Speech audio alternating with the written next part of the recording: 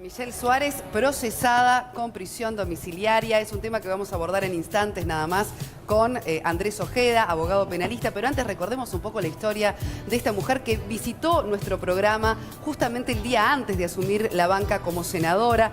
Fue criada en Salinas, tuvo una infancia feliz, una adolescencia angustiante. Pese a su cuerpo de varón, Michelle siempre se sintió una niña. Sonreía, ella recuerda, cuando la llamaban señorita.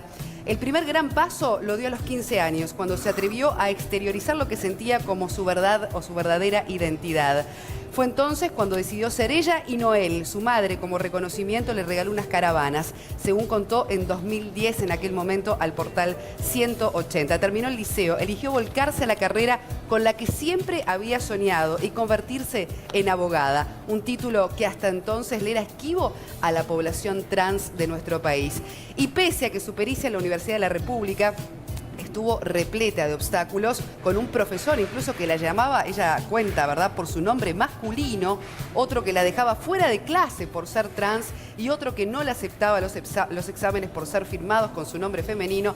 Finalmente, bueno, logra recibirse en apenas 6 años de estudios. El nombre se lo cambió oficialmente en 2009, fue el mismo año en que murió su madre. Eligió el nombre de una tía segunda llamada Michelle. Vamos a recordar parte de la entrevista, creo que fuiste tú, Cristian, que la entrevistaste justamente el 9 de octubre, día previo a asumir en su momento un episodio histórico, ¿verdad?, en el Senado de nuestro país, que era asumir en el Senado justamente una mujer de condición trans. Vamos a recordar parte de esa entrevista. Y logros y afirmación personal. Ya has tenido, digamos, un gran reconocimiento de parte de muchos actores de la sociedad. Sin embargo, lo de mañana es especialmente significativo, ¿verdad, Michelle? Buen día. Buen día, un placer. Sí, en realidad, o sea, yo siempre, cuando me preguntan un poco qué es lo que siento con este momento, siento algo bastante similar a cuando fui la primera trans que tenía un título universitario en Uruguay, que es como una dualidad. A nivel personal, obviamente me siento sumamente honrada de poder formar parte del Parlamento como el órgano más representativo de la democracia uruguaya, pero al mismo tiempo me parece que es un síntoma de una situación de vulneración de toda la población trans, donde en realidad históricamente ha visto menoscabados sus derechos y generalmente ha vivido en la absoluta marginación. Cuando cualquier persona trata de ver las historias de vidas de mujeres trans, parecen cortadas con la misma tijera. La única diferencia que hay con la mía, con mi historia, porque obviamente todas hemos sufrido en distintas maneras y en nuestros ámbitos situaciones de hostigamiento y discriminación, es que a los 15 años, cuando yo planteé ante todo mi entorno social que era una mujer, más allá de mi genitalidad y que más allá de mis nombres documental yo era Michelle, es que mi familia no me expulsó de mi casa y por lo tanto, si bien sufrí el resto de la discriminación social, obviamente me permitía pararme ante esas situaciones desde otro lugar porque mi hogar era un refugio. Las organizaciones sociales desde siempre han seguido este tema, tomando incluso la bandera mucho antes que la propia clase política. Ahora te toca, digamos, estar de ambos lados, si se quiere, pero vas a estar ocupando allí una banca. Imagino que en la agenda, bueno, todas estas situaciones de vulneración de las que vos dabas cuenta van a estar. Sí, de hecho, la razón por la cual, o sea, yo en realidad fui electa suplente y se había estado hablando de la posibilidad justamente de ingreso, que es en este momento, es porque yo quería que se ingresara cuando estuviese para ser tratado, tanto en comisión de población de Cámara de Senadores como en el plenario, el proyecto del cual soy coautora, que tiene que ver justamente, que es el proyecto integral para la población trans, que en sí es una ley de acciones afirmativas por la cual se pretenden brindar herramientas para este segmento de la población que en realidad tiene vulneraciones históricas y por lo tanto dar prerrogativas especiales para sortear esos obstáculos. En los últimos años, Uruguay ha tenido un proceso de sensibilización bastante interesante y de progreso que ha hecho evolucionar la conciencia colectiva. Obviamente no significa que no discriminemos, significa que empezamos a dar pasos bastante positivos. Bueno, ahí recordábamos, como decíamos, la entrevista previa al día de asumir en el Senado. Hablábamos todo el tiempo de la historia de lucha, ¿verdad? De Michelle Suárez, lo que había sido, bueno, en primer lugar, convertirse en una persona trans, después terminar una carrera, el apoyo de su familia, sortear los diferentes obstáculos en el correr de su vida. Y sin embargo, bueno, este desenlace, muy conmovedor también en cuanto a lo fuerte, ¿no? De pensar que esta persona, en definitiva, todo ese esfuerzo quedó en este desenlace terrible, con prisión domiciliaria por falsificaciones y por denuncias muy graves, ¿verdad?, con respecto al ejercicio de su profesión. Nos gustaría que nos explicaras, Andrés, en primer lugar, bienvenido, la gravedad de esto, ¿no? Cuando se habla de un abogado que falsifica firmas, ¿qué significa en cuanto a la gravedad del hecho? ¿Cómo están? No, a ver, lo que sabemos es lo que hemos visto en la prensa. Yo no he visto todavía procesamiento judicial formal. Para ver texto siempre es mejor opinar con algo de texto formal de la sentencia. El juez de Atlántida, Marcos Cejas, es un juez muy solvente, que habitualmente trabaja muy bien, razón por la cual incluso este tema tiene la vuelta ya un rato y él recién ahora toma una resolución. Presumo se habrá tomado el tiempo correspondiente para evaluarlo. Y bueno, son cosas que pueden pasar, ¿no?, en el marco de la profesión. Naturalmente, repudiables en el sentido de que no está bueno que ocurran, pero son cosas que en el marco de la profesión pueden ocurrir. En cuanto a la profesión en sí, ayer su abogado, conversando con la prensa, decía que todavía no ha sido inhabilitada formalmente de ejercer la profesión. Vale decir, y está bueno aclararlo, que los títulos universitarios, el de abogado, por ejemplo, no se pierden, no te lo sacan. Lo que te hacen es suspenderte en el ejercicio por un plazo determinado de tiempo. O sea, ante el procesamiento, la Corte podría resolver suspenderla en el ejercicio de la profesión por tanto tiempo o hasta que se dilucide la sentencia, o cuando recaiga la sentencia valorar una medida más definitiva en el tiempo. Pero los títulos no se pierden, o sea, toda su vida va a ser abogada, porque es algo que una vez que obtuvo no lo pierde. Naturalmente esto golpea a la profesión porque en alguna medida no es bueno ver que abogados usan su lugar para algunas cosas, tomando en cuenta la visibilidad de ella.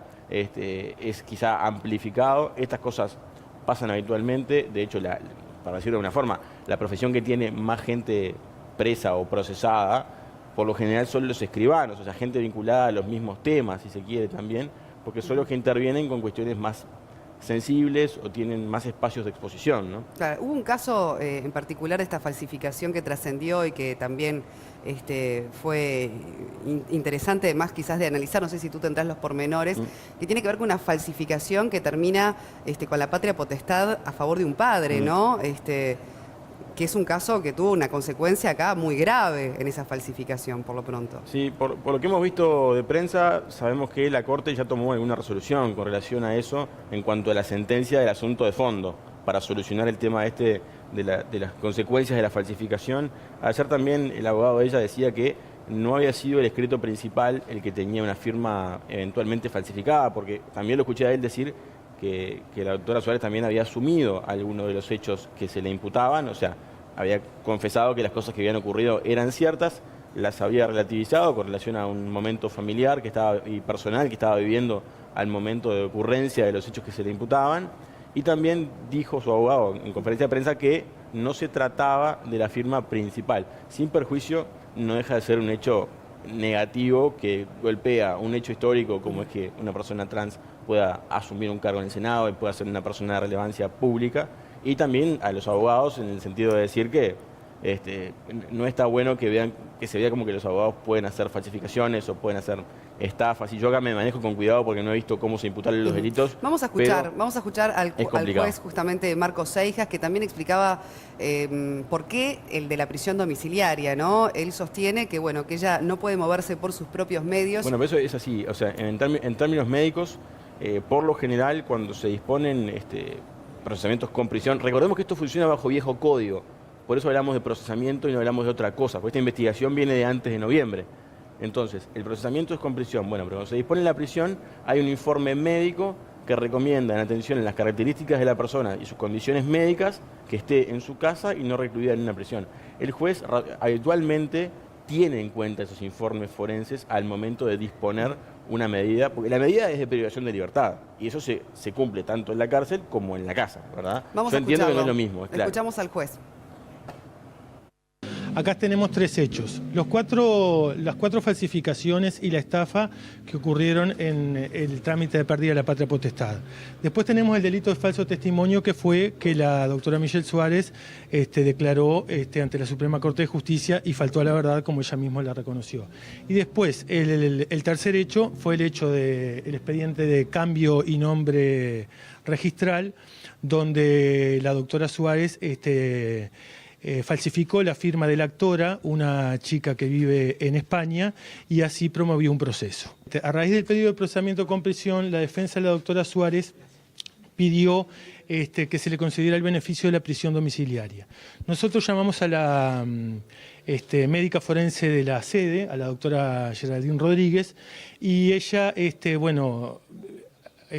examinó a la doctora Suárez, le preguntó sobre todas sus afecciones, algunas de ellas certificados lucían en el expediente, y la doctora concluyó que la doctora Suárez tiene, según el índice de Bartel, una dependencia moderada, o sea que depende de terceras personas para poder movilizarse, aconsejando en sus conclusiones que no fuera recluida en prisión. Bueno, ahí se explicaba entonces por qué lo de la prisión domiciliaria. También va a estar sometida a pericias psiquiátricas. Eso, digamos, es también una estrategia de la defensa que puede tener, en todo caso, qué tipo de resultado en cuanto a su condena. Yo no sé quién lo pidió, en este caso, la pericia. Naturalmente, una pericia psiquiátrica lo que va a evaluar es si ella tiene capacidad de ser de culpabilidad, o sea, si puede ser imputable, ¿verdad? Como siempre decimos, esas cosas de la inimputabilidad que a veces vemos en las películas como una forma de eludir la prisión, acá no son tan negocio en general, porque cuando uno, y más en este caso que se ha concedido la prisión domiciliaria, porque una cosa es una prisión domiciliaria que en principio no tiene plazo, pero no tendrá más plazo que el de la eventual pena del delito que se le impute. Ahora, si ella es inimputable, ella podría tener como medida de seguridad una reclusión en un hospital psiquiátrico sin plazo. Entonces, esto de la inimputabilidad es algo por lo pronto a tener en cuenta en el marco del uso de las defensas, ¿no? Ahora, una pregunta más con respecto, bueno, estamos hablando de varias situaciones que la llevan a que sea procesada con prisión, en este caso con prisión domiciliaria, pero retomemos ese caso que quizás es emblemático de la situación de Suárez, ¿no? Que es ese padre que fue impedido de ver a su hija, esta falsificación de firmas. Ahora, ¿qué pasa, por ejemplo, con la situación de ese padre y las consecuencias que tuvo en su momento esa falsificación? ¿Qué recursos tiene ahora para recuperar ese tiempo, verdad, que es irrecuperable, en definitiva, de no haber compartido con su hija? Estos hechos nuevos deberán modificar las sentencias que eventualmente se tomaron en familia. Yo recuerdo haber visto algo de que la Corte ya tomó alguna resolución con relación a este tema en virtud de lo que se supo. Porque naturalmente, bueno, como en todos los casos que surgen hechos que cambian lo que pasaba antes, deben ser valorados y se toman resoluciones con relación a lo que estuvo equivocado, ¿verdad? Si hubo un escrito que no era de su voluntad en la firma, bueno, habrá que empezar a rever las consecuencias que ello ha tenido. Naturalmente, el tiempo que ya no tuvo con su familia nadie se lo devuelve, eso es claro. Habrá, como siempre, que hay errores u omisiones por parte de alguno de los intervinientes, acciones civiles, económicas, reparatorias, con relación al perjuicio causado, pero el perjuicio está causado. Bien, y Andrés, para pasar a otro tema en el tiempo que nos queda, bueno, fue la interpelación al ministro Bonomi, al ministro del Interior. Entre otras cosas conversadas allí, en esa instancia que duró horas, él criticó nuevamente el nuevo Código del Proceso Penal, considera que hay negociaciones entre la Fiscalía y los delincuentes que perjudica justamente la seguridad. Finalmente esos, digamos, delincuentes quedan libres por instancia de esas negociaciones de las que él no está de acuerdo. ¿Qué nos puedes decir al respecto sobre los planteos concretos que formuló el ministro en esa instancia de interpelación? Lo bueno es que a nosotros el archivo no nos deja mentir. Porque a mí me sorprende a veces ver a operadores del nivel del ministro del Interior decir que algunas cosas que estaban en la tapa del libro en el momento que se aprobó el código. Recordemos que el código lo promueve el gobierno, recordemos que el código lo votan todos los partidos políticos y tienen las disposiciones que tenía desde el primer momento. Todos sabíamos que parte del asunto era empezar a trabajar en el marco de los acuerdos, que de hecho A ver si nos podés explicar un poquito más ese punto, qué significan estos acuerdos y por qué en definitiva los delincuentes o algunos de ellos quedarían libres. Bueno, pero eso es bastante relativo, porque que haya un acuerdo no quiere decir que queden libres. Quiere decir que en lugar de tener todo un proceso largo y tedioso, la Fiscalía y el imputado acuerdan, hacen un proceso abreviado y dicen, bueno, yo asumo mi responsabilidad y yo te doy menos pena y vos te vas preso en el mismo momento, ya con condena, ¿verdad? No tengo que ir a un proceso. Porque yo en el fondo, si tengo una rapiña filmada y tengo al tipo detenido en el momento de cometer la rapiña y él lo asume, ¿qué sentido tiene que tengamos 2 años de proceso judicial con la persona presa sin condena para luego decirle qué tiempo va preso? Y mucho más fácil es que él diga directamente, mira, yo hice esto, ¿de acuerdo? Pero él ponía el caso del operativo Casaballe, donde dice que por motivo de esas negociaciones, unos quedaron presos y otros no. Bueno, o de esos acuerdos con la Fiscalía. Es razonable que en el marco de esto algunas personas queden presas y otras no. La prisión no es la única resolución de conflicto posible. Pasa que acá hay que cambiar un poco la cabeza, yo entiendo. Y a Bonomi, con todo respeto, le viene bien echarle la culpa al código. Y a varios les está viniendo bien echarle la culpa al código. Y hay 2 temas. Una cosa es el código, el texto, la herramienta. Y otra cosa muy distinta es cómo se usa. Recién se está empezando a usar. ¿Ok? Entonces tenemos algunas cuestiones que han ido tomando rodaje. Entonces, hacemos mediciones de consecuencias absolutas a 5 meses de la implementación. O sea, ya en la interpelación se manejaban números de prisión. Entonces, si el cambio más grande del código es que la gente, al momento de empezarse su juicio, va a estar en libertad y va a ir a prisión al final, es más que lógico que al principio, 5 meses es principio, haya menos presos. A veces a mí algunas lecturas me sorprenden. Pero entonces no hace esa lectura que hace el lineal de menos presos, más delincuencia, más delitos y por eso aumentan los números en los últimos tiempos. Me parece un poco simplista. De hecho, no teníamos un problema de seguridad desde noviembre. Digo, eso bastante claro. No es que teníamos un país en el cual dejábamos la puerta abierta y a partir de noviembre tenemos que poner rejas y perros policías, ¿no? No funciona así, digo. La realidad es que los acuerdos lo que han hecho creo que es positivo y el concepto del acuerdo es positivo. Lo que hace es descongestionar el sistema y darle herramientas a la Fiscalía para que evalúe sus conflictos. Hace poco tuvimos un tema que rompió mucho los ojos, que fue este caso en el cual hubo una especie de... un uso de una herramienta que es la suspensión condicional de proceso, en el cual una persona que había robado en una casa logró con la Fiscalía un acuerdo en el cual devolvía el dinero y cumplía trabajo comunitario en un plazo determinado y si esas condiciones se cumplían, evitaba la prisión. Eso generó una polémica salvaje. Yo la entiendo. Ahora, veamos... Fue en Sarandí del G, ¿no? Sí, veamos lo interesante del uso de herramientas alternativas, porque ¿cuál era la alternativa? Mandar a esas personas a la prisión. ¿Y qué hubiéramos logrado con eso? Bueno, o sea, por devolver lo robado, cumplen una pena devuelven todo lo que de trabajo robaron comunitario y evitan la prisión. Yo entiendo la polémica de esto, entiendo perfectamente. Ahora, el conflicto en sí, las personas a quienes se les robó, ¿están recuperando los que le robaron? Que yo presumo que les debe importar mucho más que ver gente presa, es lo más lógico. Estas personas cumplen trabajo comunitario y en alguna medida evitamos que pasen por el sistema carcelario, que seguramente no los iba a dejar mejor. No es un delito grave, porque hay algunos límites para el uso de estas herramientas, digamos, alternativas, pero empezamos a sondear cosas distintas. Yo creo que si antes teníamos muchos problemas, haciendo lo mismo no generamos los cambios que buscamos.